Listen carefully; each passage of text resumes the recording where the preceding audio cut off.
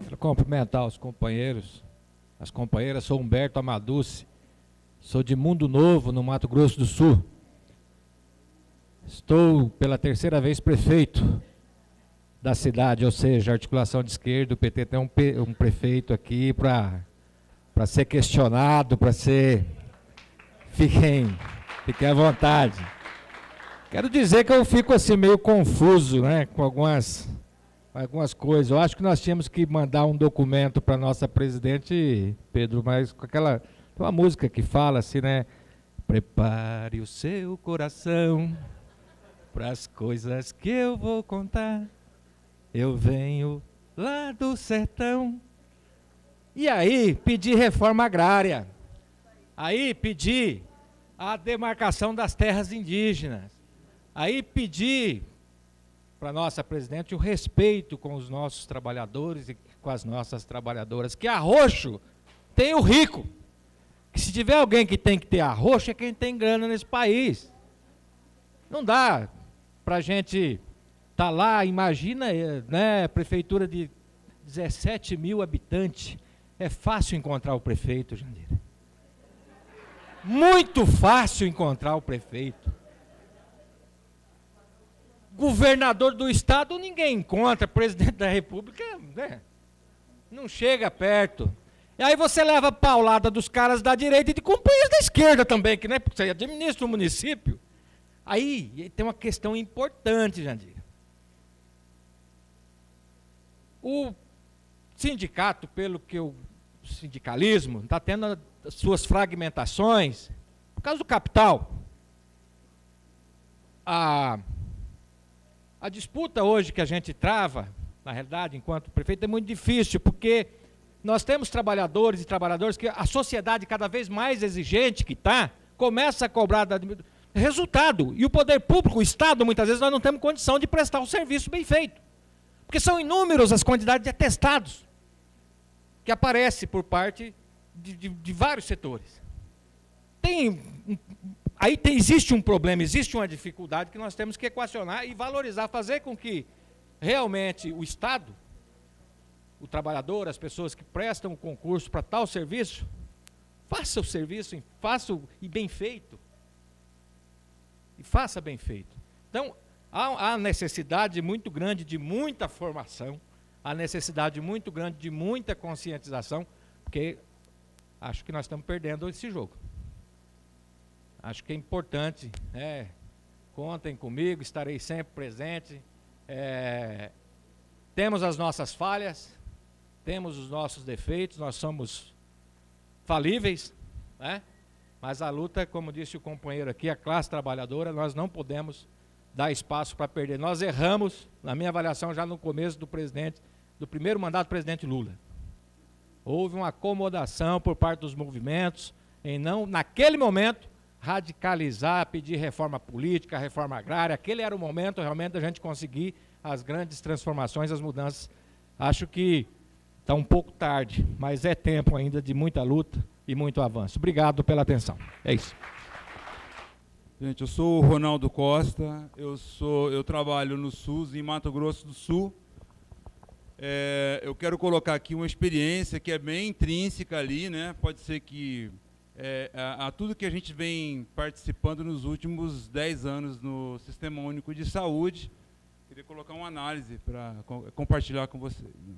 Eu tenho visto assim que a gente, pautas, né, estruturantes do Estado, né, foram abandonadas por nós, né? O Humberto acabou de colocar, né, reforma agrária, reforma política, análise das privatizações, auditoria das dívidas interna e externa, né, a remuneração dos banqueiros, né, os juros da dívida, né?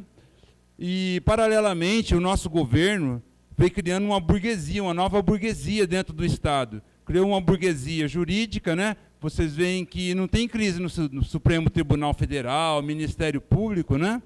E também não tem crise no sistema legislativo. Então, um legisla, o outro fiscaliza, e nós estamos empoderando um poder que julga os nossos processos, que julga os nossos dissídios, mas que nunca julga a favor da classe trabalhadora. Né? É uma classe que está hoje dando sustentação justamente para a direita, para tudo que a direita precisa. Eu acho que nós temos que ter essa atenção para essa superestrutura que está sendo criada, né, por nós mesmos. Né? Paralelamente, nós temos desempoderamento dos sindicatos, dos partidos e do próprio governo. Por quê? Porque o próprio governo, ele está sendo enfraquecido e fica à mercê do julgamento dessa classe política com quem ele quer pactuar para governar, a famosa governabilidade. Né? Eu vejo assim que nós estamos tendo uma atitude de passividade. Né? Durante muito tempo, essa questão, nós somos governo ou nós não somos governo, nós da classe política, sindical. Né? Então, isso atrapalhou muita gente, gerou passividade, confusão. Em alguns lugares, lá, tipo assim, no nosso sindicato da universidade, teve confusão, composição e consentimento com tudo que estava acontecendo dentro do nosso hospital, que é o hospital universitário. Né? Planos, né? O plano de carreira, cargos e salários, né? Não só na nossa classe, que é a universidade acadêmica, lá, de trabalhadores, né, do SINTES, do CISTA, o plano foi completamente abandonado. A reposição salarial, desde a época do Fernando Henrique, não houve reposição. Não houve reposição. Né? Então, nós tivemos um abandono de uma pauta que era do próprio Partido dos Trabalhadores, da questão dos planos de carreira, cargos e salários.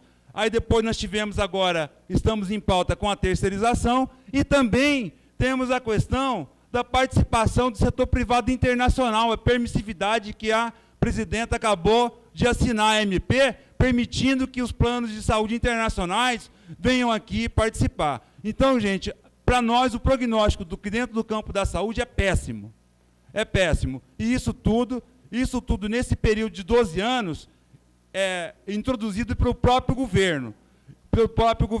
O SUS está sendo completamente destruído. Né? O SUS está sendo completamente destruído. Eu passei um documento para o Pomar, uma análise que eu fiz. Só em 2014, o governo de 62 bilhões de reais da saúde, ele pegou 12 bilhões de reais, 12 bilhões, e repassou para as instituições filantrópicas e sem fins lucrativos. Né? Isso a título de verbas extraordinárias. Extraordinárias. Não estou falando de verba ordinária, não, que é pagamento de serviços. Né? Como lá está acontecendo em São Paulo, com a SPDM, né, tomando conta da saúde do Estado. Só o ano passado foram 600 milhões de reais. Né, as fundações. E agora Campinas foi surpreendido pelo mesmo processo. Né, e nós estamos aqui numa atitude que é completamente passiva. Então, dentro da saúde aconteceu isso. Dentro da educação, nós criamos o ProUni, criamos o FIES. Nós temos lá em Mato Grosso do Sul 1.100 funcionários, 1.200 funcionários da Universidade Federal do Mato Grosso do Sul, dentro do HU, para um número de leitos de 250 leitos. 250. Então, eu tenho 4 funcionários por leito. Gente, não existe produção de serviços. A sociedade, a comunidade está abandonada. Se precisar daquele hospital, o Humberto está aqui, ó, ele é prefeito, ele sabe que ele não consegue transferir um paciente do município dele para o HU se ele precisar dessa vaga. Por quê?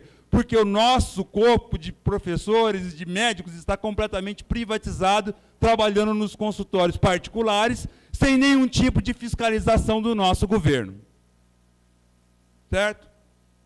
Então, o nosso corpo, as universidades são privatizadas. Dourados, agora, a direita acabou de ganhar a eleição na reitoria.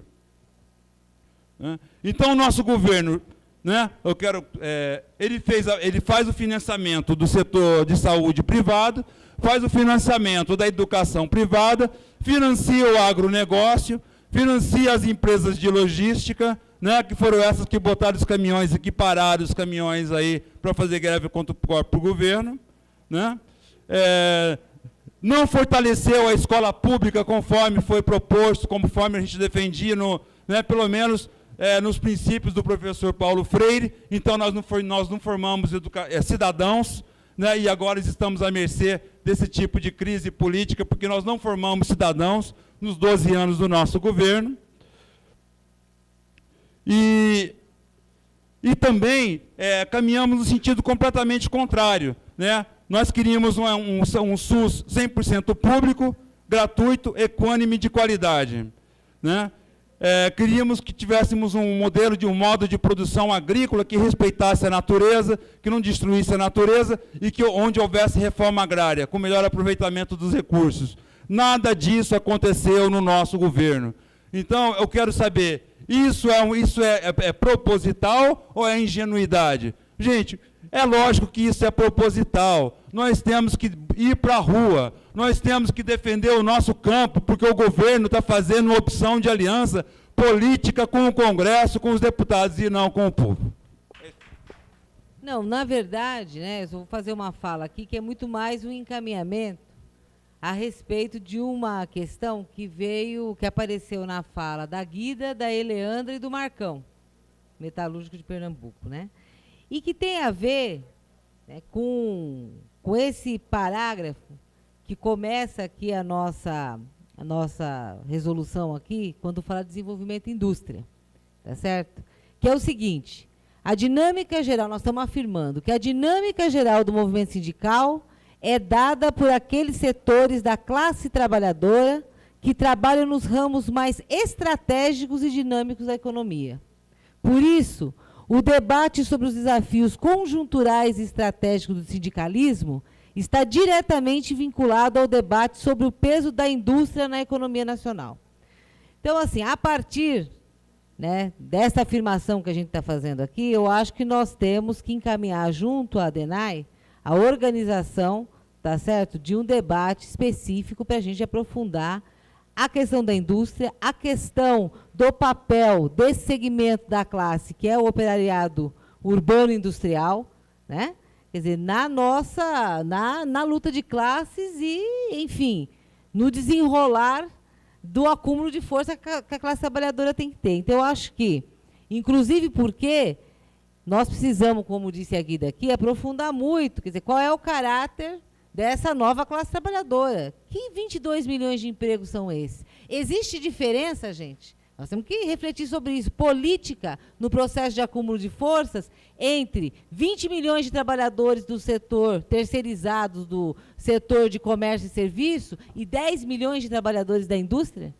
Existe diferença disso, do processo de acúmulo de forças da classe trabalhadora? Eu acho que nós temos que ter clareza em relação a essas questões, e para isso é um debate que não é fácil, tá certo? É um debate estratégico, central, e acho que nós temos que encaminhar junto à ADENAI que a gente faça bem feito esse debate, né? Que a gente faça com profundidade, que a gente tire uma resolução, inclusive, quer dizer, que dê consequência a essas questões que a gente apresenta aqui, que também estão presentes em muitos momentos, em vários projetos de resolução nossos. Acho que nós temos que fazer isso de uma forma mais organizada, e acho que esse é o momento importante para a gente fazer isso, né? Nesse debate da indústria, da desindustrialização, enfim, desse papel aí importante e estratégico. Muito obrigado aí, companheiros e companheiras, pela essa segunda parte da conferência, da 8ª Conferência Sindical. Vamos à luta.